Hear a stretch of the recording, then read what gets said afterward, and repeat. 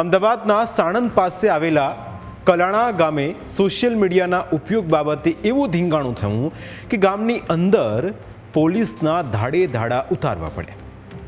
કલાણા ગામે છેલ્લા કેટલાક વર્ષોથી બે સમુદાય વચ્ચે ભારે વિવાદ ચાલી રહ્યો છે અને આ વિવાદ 30મી ડિસેમ્બરે એટલો વકર્યો કે ઠાકોર સમાજ અને મુસ્લિમ સમુદાયના લોકો આમને સામને આવી ગયા।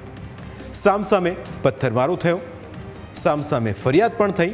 જો કે પોલીસે બંને પક્ષે રાયોટિંગ અને ઈજા પહોંચાડવાનો કેસ દાખલ કરીને આરોપીઓને ઝડપી પાડવાની કાર્યવાહી હાથ ધરી છે।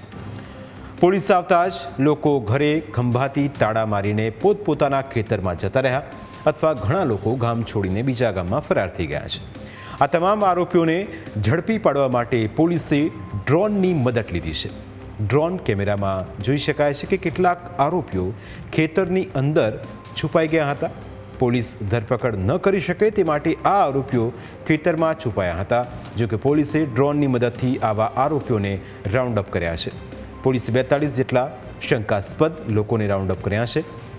જો કે ગામમાં પરિસ્થિતિ વધારે ન વણસે તે માટે 80 જેટલા પોલીસ કર્મીઓ ખડે પગે છે।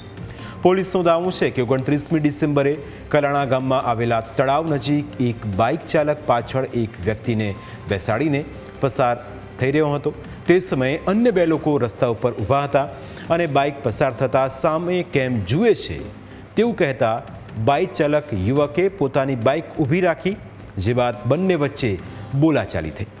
ત્યારબાદ બીજા દિવસે આ મામલો સામસામે પથ્થરમારા સુધી પહોંચી ગયો। પોલીસનો દાવો છે કે બંને સમુદાયના યુવકો વચ્ચે સોશિયલ મીડિયામાં કોણ વધારે ફેમસ છે, કોના વધુ ફોલોઅર્સ છે તેને લઈ છેલ્લા ઘણા સમયથી વિવાદ ચાલી રહ્યો હતો અને આ હિંસક ઘટના પણ તેનું જ પરિણામ છે।